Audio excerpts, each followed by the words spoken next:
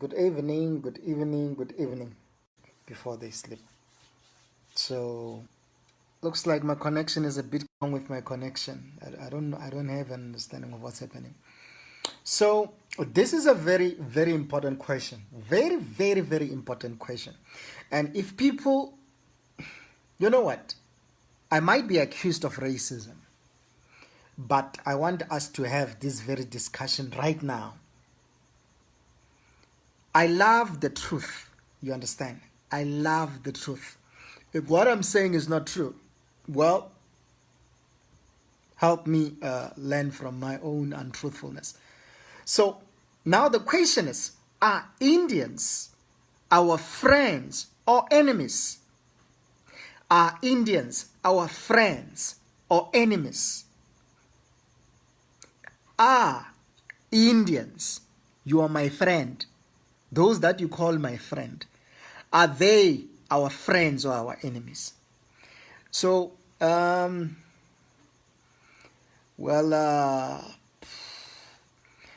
Steve Biko's interpretation of Indians, or definition of the Indian identity, was that Indians were black.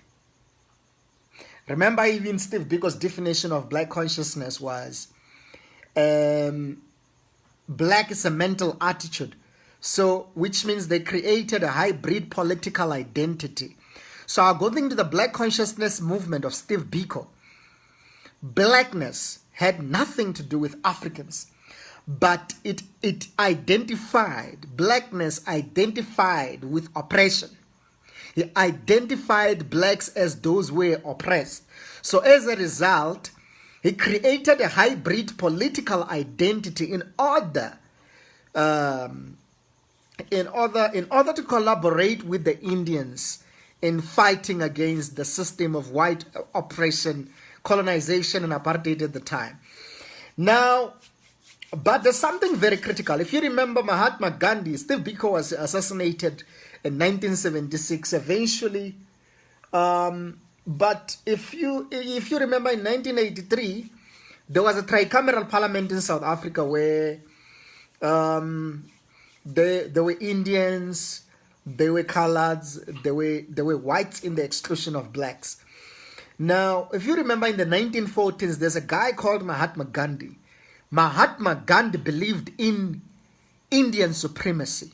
So Mahatma Gandhi, as much as he was an Indian and Indians were oppressed, he wrote extensively to the colonial government that it is an insult of Indians to be compared to the Kafir, whose mere goal is to collect a number of cows in order to marry a wife. Mahatma Gandhi considered blacks Kafirs. And if you remember, blacks were subjectified and objectified by the apartheid government. Kafir was an Arabic term for non-believer. But now, in the South African context, it references blacks as supposed objects of the white establishment, resources in the building of white capital. Now, I just gave a historical background to question. Now I will ask a question again, right? Are Indians our friends, as you say, my friend, when you go to the Indian shop? Or are they our enemies? So in 2017, I had a conversation with a brother, and then he was telling me, and even actually made me listen to some audios. So this is what Indians do when they come to black communities. And this very conversation was prompted because yesterday, on Sunday, I went to buy bread. I went to buy bread from an Indian shop. The expiry date says 11th, and because it was convenient at that time. Expiry date says 11th of February 2021. Okay? Now, then as soon as I open the bread, I don't know whether it's a bad habit or not. I have a tendency of smelling food. And specifically, I'm not comfortable with Indian products. So when I buy something, like that, I try to smell to see if, what I'm eating is okay. I didn't even eat. You can sense if I bought bread that is supposed to expire on the 11th, and I buy that bread on the 7th. I mean, obviously 5 days later, I mean, it has to be fresh. It was not fresh, it was sour already. I'm like, maybe, I'm being ignorant. And then when you eat the bread, it's sour, but it says the 11th. Now, that's what prompted the conversation. So in 2017, I was sitting with a brother. It made me even listen to the audios. That when Indians goes into a black neighborhood, they want to control and consolidate the economics. They are not there. As much as you think they are weak, they are not weak. If there is competition, if there is a black-owned spaza shop, right now in some communities, I mean, there are audios that are circulating. They kill those people who run spaza shop. When you see them smiling and all of that, you're thinking, oh no, they are my friend. Hey, my friend, hey, my friend. They're not your friend. Secondly, besides killing the black competitor in that business, secondly, you did see last year in 2020, there were factories that were discovered by Indians where they produce counterfeit goods. Indian cold drink is not original. It's not original from the Coca-Cola company. Have you seen a Coca-Cola company delivering cold drink in an Indian shop? One Coca-Cola company. Have you seen it? But they have cool drink. Who supply them? Who supply them? Who supply Indian with Coca-Cola? They produce those things. And I mean, somebody told me that, Indian bread never get rotten. That's why they have plastics in order to take bread from one plastic to the other. Just change the expiry date. There's also a couple of people who confess that when they were working in an Indian shop, they will change the expiry date on some of the products. So when we talk about the question of biological warfare, exactly what did we do? White people, at least we understand that they are obsessed with power, domination, and combative in nature. That's why they came, oppressed, repressed, dehumanized, incarcerated blacks. It made sense at the time. Why? Because they are obsessed with power and they are very insecure, genetically insecure. It's a natural instinct. Very competitive, naturally. So the Indian, I don't understand what the problem is. I mean, they could be participating in biological warfare, which means in biological warfare, it has got a couple of toxins in it. Biological warfare, in my question actually, another question will be, what if, because in most cases when there's riots, you see most black people stealing Indian products and so forth, stealing, looting and stuff. So in my interpretation of this matter, what if, as a form of response, most Indians put toxins that messes with your pineal gland? Because tell me, no matter how much we know that Indian products are counterfeit, we go back to those shops. I don't understand that part. You find out there's a black-owned spaza shop and an Indian spaza shop. A black person is going to go to an Indian spaza shop. But why? What is it that they're doing with the products that messes up with our pineal gland?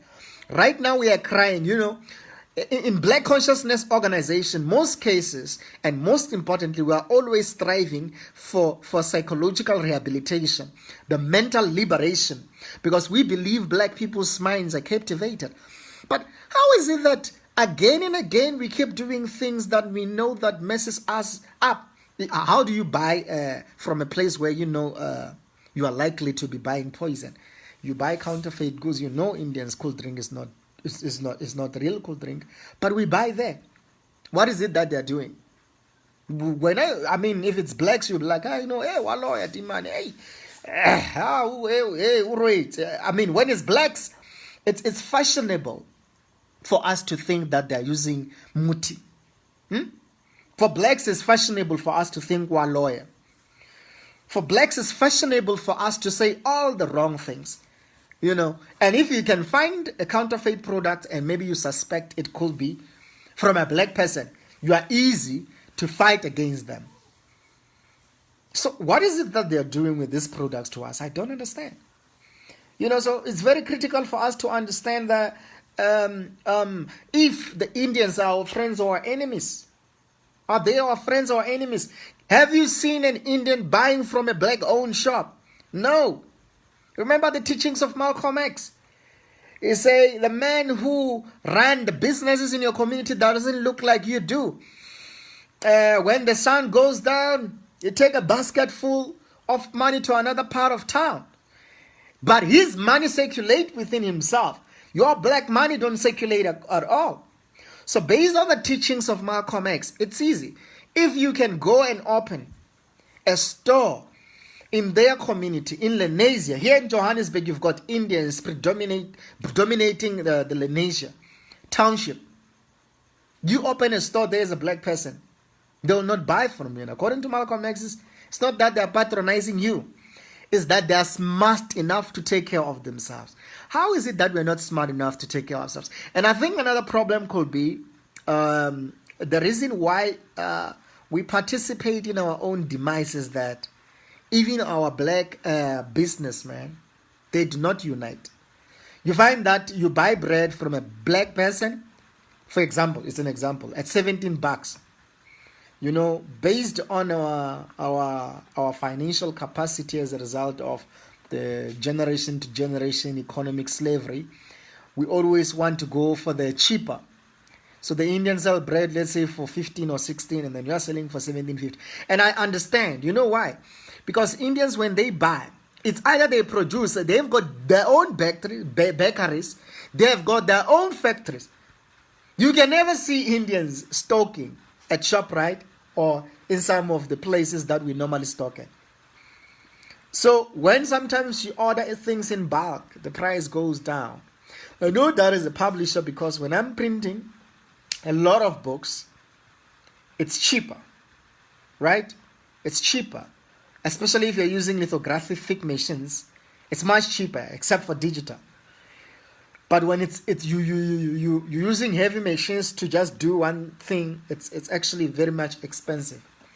And then you find that most black people want to be independent when they do business. I mean, I once in Fourways at a place called Fourways Crossing, I once went there to buy a magunya, and then I asked the women, there was someone selling magunya here, another lady selling magunya here, another lady selling magunya, and I said, can you guys be able to come together? Do you know what they said to me? They said, no, I'll call Nahali. I'm like, how? They're like, no, I'll call Nahali. And now, at that time, it's because I said that because I wanted to buy, you know, but it's two of them. And both of them is like they're making the presentation. So it's difficult to understand that would not unite on those bases. So I don't think at this point we could use that Steve Biko's political definition of blackness. It's very dangerous. It's very dangerous. And I'm not saying we shouldn't allow Indians to join our organizations, but I mean, you can't blackanize an Indian.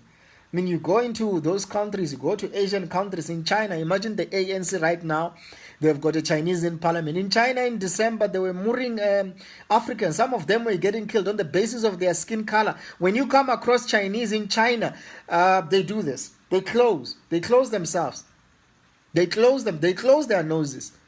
It's like, according to them, blacks are smelly. But you've got a Chinese in a South African parliament. Why? Because it's a rainbow nation. Yeah, it's normal. We have normalized. We as black people can never speak against injustice. Somehow we're supposed to impress everybody. Indians can have their views on black people. I mean, you have got black people working for Indians, and some of our mothers are forced to do blow jobs to those Indians. They have the same characteristics of the slave master. Your mom is doing a blow job to get that job in an Indian shop. What do they think of us? You think Indians respect blacks? Well, you've got another thing coming.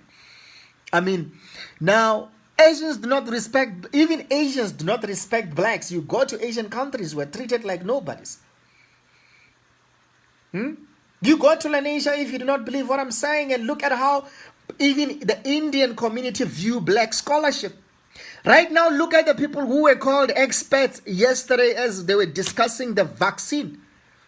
Look at those people. None of them were black. It's either Asian or white.